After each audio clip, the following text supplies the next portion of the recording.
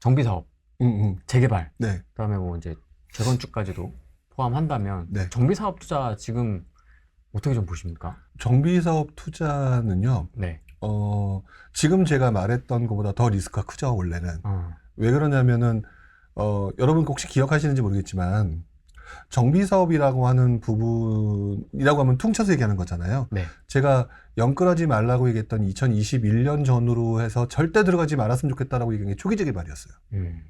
정비사업에 있는 제일 하단에 가장 초기, 심지어는 그 당시 화가가 막 등장해서 뭐 했다, 네. 이런 거 있었잖아요. 네.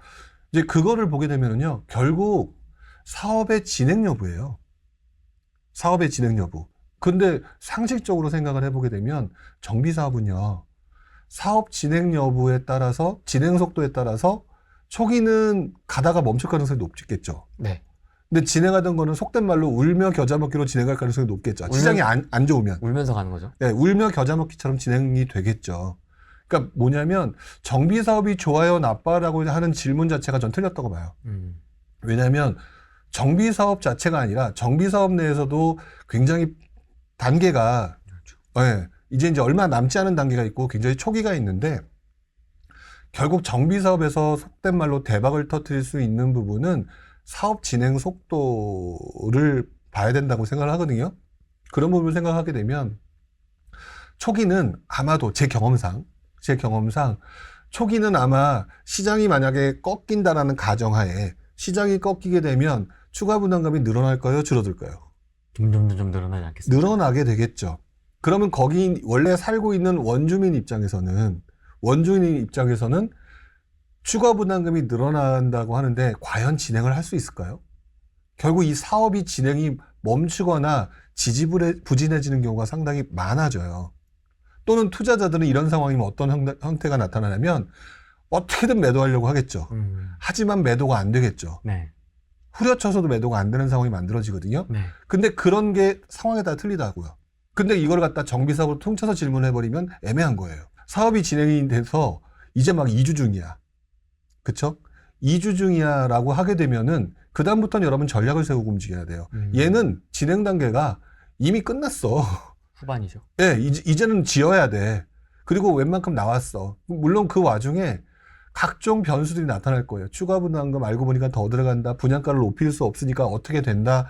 이러면서 심지어는 원주민들과 투자자들이 매도를 던지는 상황이 만들어지기도 하거든요. 그래서 저는 정비사업은요, 긴 시간의 싸움이긴 하지만 그래도 시간이 얼마 남지 않은 물건에 혼동기 때는 최대한 후려쳐서 살 수 있는 방법을 찾아야 돼요. 왜냐하면 얘는요, 입주하고 나서는 결국에는 신축이에요.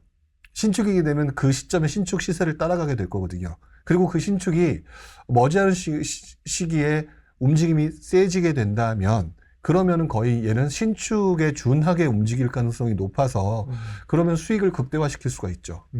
근데 지금은 질문하시는 분들을 제가 가끔 보게 되면 지금 제가 이렇게 얘기했던 이 구조들에 대해서는 전혀 고려치 않은 채 정비사업 좋아요? 근데 속에서는 초기 재개발을 생각하시는 분도 있고 신통 좋아요? 뭐 이런. 네, 이렇게 얘기하시는 분이 있는데 그것보다는 중요한 거는 내가 살 수 있는 여력 내는 뭐 다 정해져 있을 테니까 예. 거기서 분명히 누군가는 투자자로 들어왔단 말이에요. 투자자로 들어왔는데 그분도 분명히 난 요 정도 생각하고 들어왔는데 돈이 더 들어가거나 또는 시간이 너무 길어져서 얘는 팔아야 되겠어 라고 하는 물건들은 가격이 낮춰져서 나올 수밖에 없어요. 그런 물건들을 나는 안 샀기 때문에 마음이 편하거든요. 그러면 이것들을 핸들링하기가 정말 내가 위너가 될 가능성이 높아요. 그렇게 해가지고 입지가 좋은 곳들 몇 군데 찍어 놓고 그것들을 계속 그 모니터링 하다가 내가 이 정도면 되겠다라고 판단할 만한 물건들을 선택해서 사가시는 게 맞는 거지 이것들을 이 정도면 될 거야.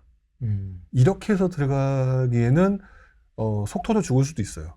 그 뉴스에서 제가 본 것 같은데 모 구역이 집값 5억, 추가 분담금 5억. 상계였죠. 네, 네. 상계주공. 네, 뭐 이런 상황들. 그렇죠. 그래가지고 지금 많이 물건들이 나온다. 그러면 얼마 전에 굉장히 높았던 가격이 있을 거란 말이에요.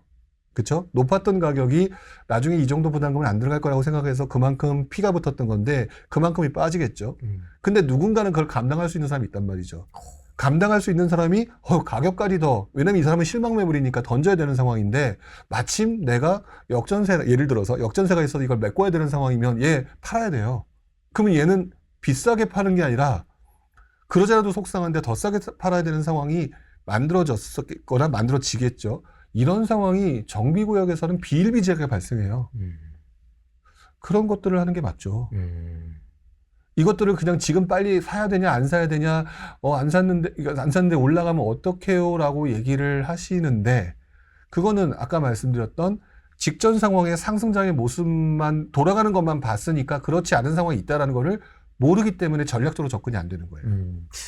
각 구역별로 좀 뜯어볼 필요가 있겠네요. 그렇죠. 단계는 어떻고, 네. 부담금은 어떻고, 지금 뭐 상황은 어떻고, 티격태격 싸우고 있는 중인지 시작도 안 했는데, 그렇죠. 뭐 이런 것들을. 최소한 내가 관심 있는 몇 군데가 있는데 그 지역에 뭐 가장 뭐 우리 전문가님들 가서 보면은 그 조합 그 사무실 가서도 물어보고 막 확인하고 다 하잖아요. 맞습니다. 그런 거조차도 확인 안 하고 그냥 이런 데 와가지고 이거 어때요? 이런다는 얘기는 투자할 생각이 없다라고 저는 봐요. 진짜 투자할 생각이 없는 거다. 실제로 지난장에 보게 되면 원래부터 그 당시에 이제부터 가장 이제 골칫덩어리자, 이거 한번 터지면 장난 아닐 것 같은데 라고 했던 대표적인 동네가 마레프예요.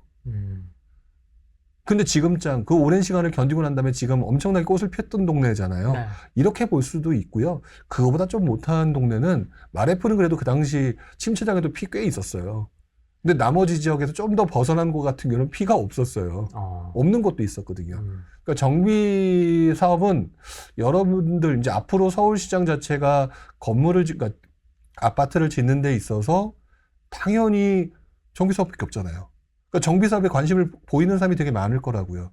근데 그거를 사냐면 안 사냐의 문제가 아니라 사야 돼요. 문제는 그 중에서 그 물건들을 내가 어떻게 싸게를 핸들링할 수 있느냐는 내가 계속 관심을 보이면서 뭐 그쪽에 있는 부동산에 들락날락 하든 아니면은 뭐 다른 어떤 방법을 찾든 계속해서 하셔야죠. 서울은 어차피 들어갈 수 있는 게 이제 정비 사업밖에 없으니까. 네.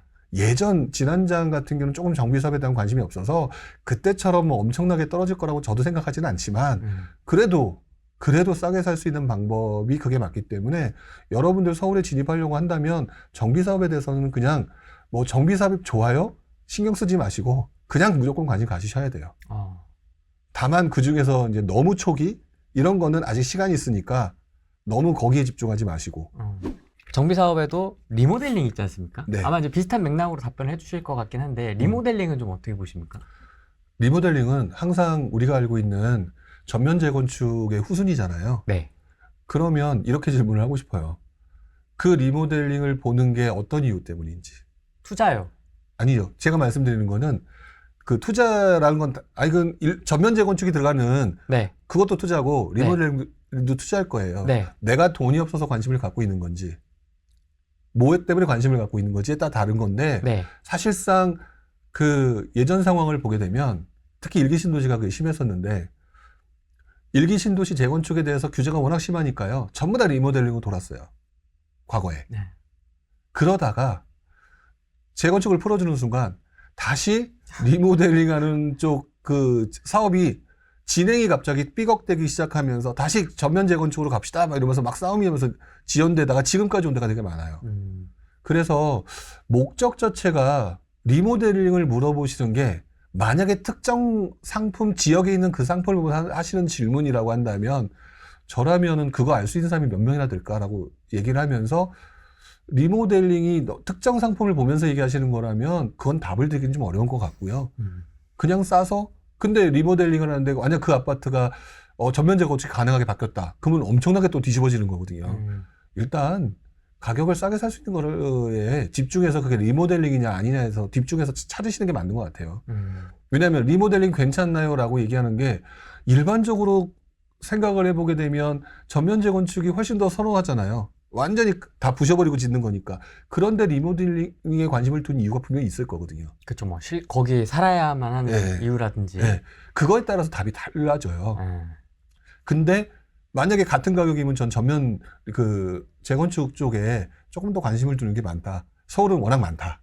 그러려면 번거롭게 약간 사업성에서 뒤처지거나 여러 가지 이유 때문에 밀릴 수 있는 그 부분에 집중을 하느냐.